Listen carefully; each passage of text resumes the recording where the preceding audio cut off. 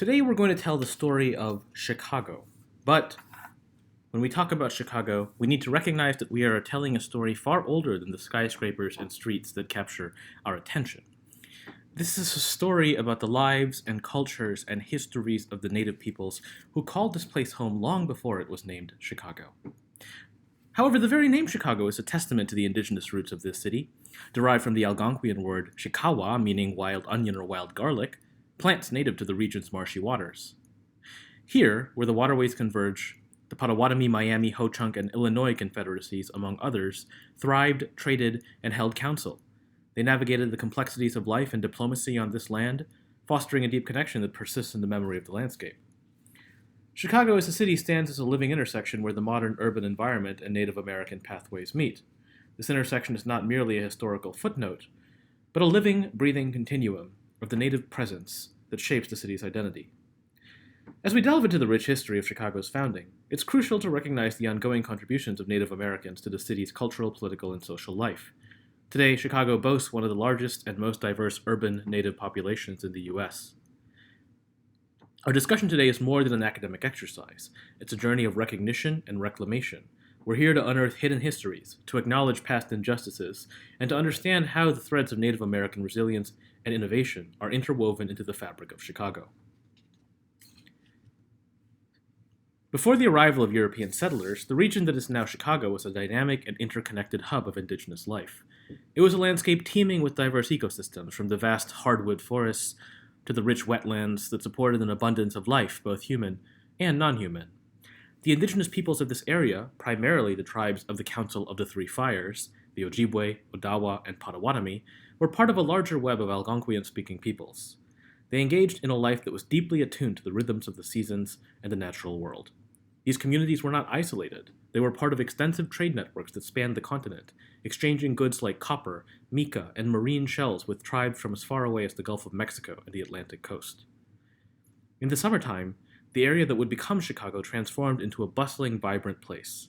Tribes gathered along the banks of the rivers and the shores of Lake Michigan, taking advantage of the abundant food sources, like wild rice, fish, and game. These gatherings were more than economic or subsistence activities. They were also rich cultural and social occasions where stories, traditions, and ceremonies were shared, and alliances were formed or renewed. As winter approached, these gatherings would disperse.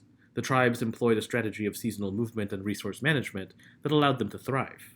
In the colder months, smaller family units would move inland, establishing winter camps in the shelter of the forests where hunting provided sustenance.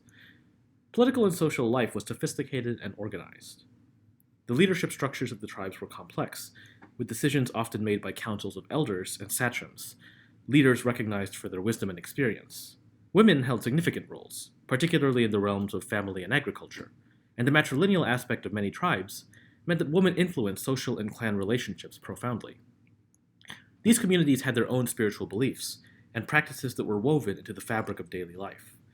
The land with its rivers, lakes, and forests was not seen merely as a resource to be exploited, but as a living entity imbued with spirit.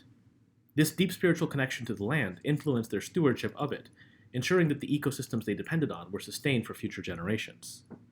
Understanding the life of indigenous peoples of the Chicago area before European contact is crucial.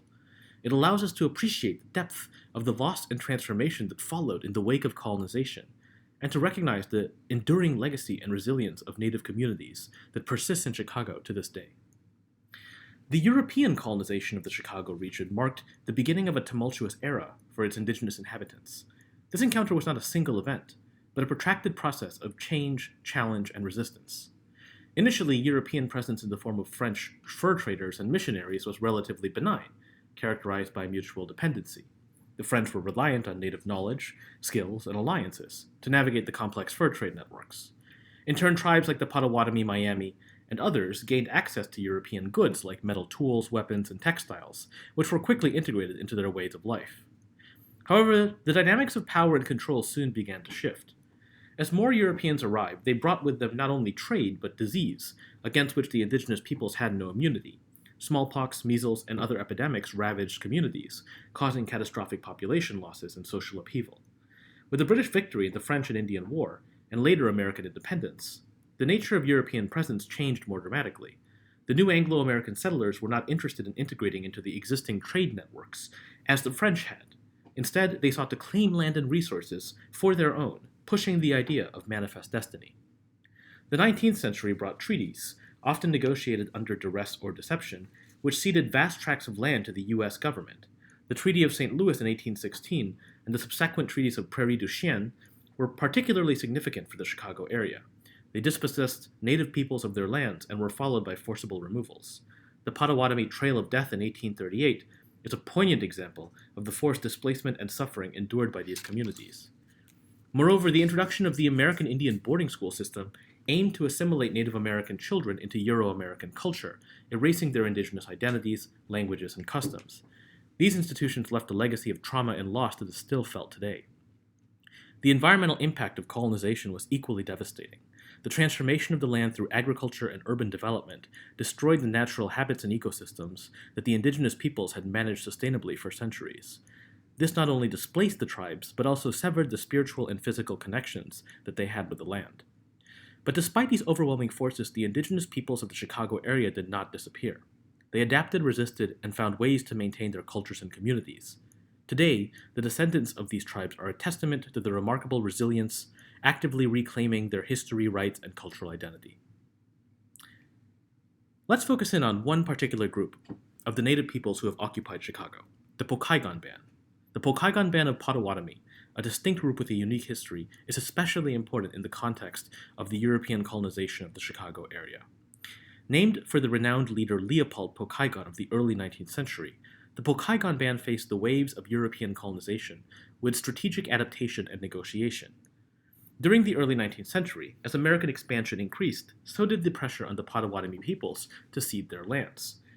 The Pokagon Band, under the leadership of Leopold Pokagon, forged a distinctive path.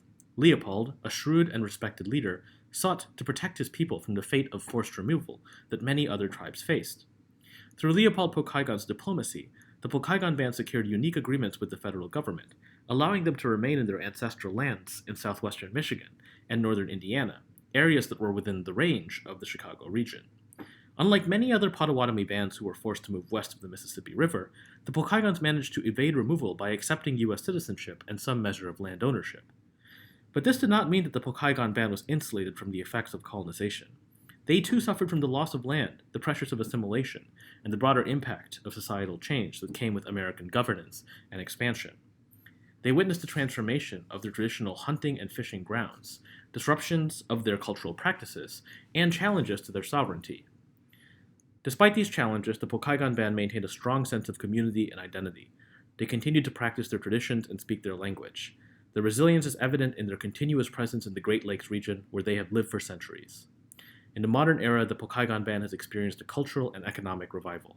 The federal government reaffirmed them as a sovereign nation in 1994, leading to a renaissance of Potawatomi culture, language, and economic independence, primarily through gaming and community development initiatives. Today they operate as a sovereign nation with their own government, providing services to their members and contributing to the broader community, all while continuing to advocate for the preservation and recognition of their historical lands, including those in and around Chicago. Today, Chicago is home to a vibrant and diverse Native American community that reflects the enduring legacy and resilience of the indigenous peoples who have long lived here. Despite the historical traumas of colonization, forced removal, and attempted assimilation, Native American cultures, traditions, and identities have not only survived, but are actively being revitalized and celebrated within the city. Chicago's Native community is composed of members from many different tribal nations, reflecting the city's role as an urban hub that draws people from many backgrounds. This community is supported by numerous organizations and institutions that aim to preserve Native American cultural heritage and advocate for the rights and well-being of Native peoples in the region. For example, the American Indian Center, established in 1953, is one of the oldest urban Indian centers in the U.S., and has been pivotal in providing educational resources, cultural programs, and a gathering space for the Native population. The city itself recognizes the significance of its indigenous heritage in various ways, from the annual Chicago Powwow, which celebrates traditional dance and music, to initiatives like the Native American Indian Heritage Month. There is a growing recognition and respect for the contributions of Native peoples to Chicago. Moreover, contemporary discussions and movements have brought attention to the importance of land acknowledgement, recognizing the original stewards of the region. This acknowledgement is a step towards reconciling the past and honoring the historical and spiritual significance of the land to the Native American tribes. Native voices are also influential in debates over the representation of Native Americans in public art and monuments, including the call for the removal of problematic statues and the commissioning of works that accurately and respectfully reflect Native histories and cultures. Education has also been a focal point, with initiatives to include more comprehensive teaching of Native American history and contemporary issues in school curriculums. These efforts aim to dispel myths and misunderstandings about Native Americans and to acknowledge the complex and ongoing relationship between Native communities and the city. Economic development is another aspect where the Native presence in Chicago is making strides. The Pokagon Band, for instance, has significantly contributed to the regional economy through various enterprises, including their successful gaming operations. The Indigenous presence in Chicago is dynamic and integral to the city's identity. As Chicago continues to evolve, it does so with a growing awareness of its Native heritage, fostering a spirit of respect, recognition, and reciprocity with the original inhabitants of the land. The story of Native Chicago is one of survival, resilience, and renewal, a testament to the enduring strength and vibrancy of Indigenous cultures in an ever-changing world.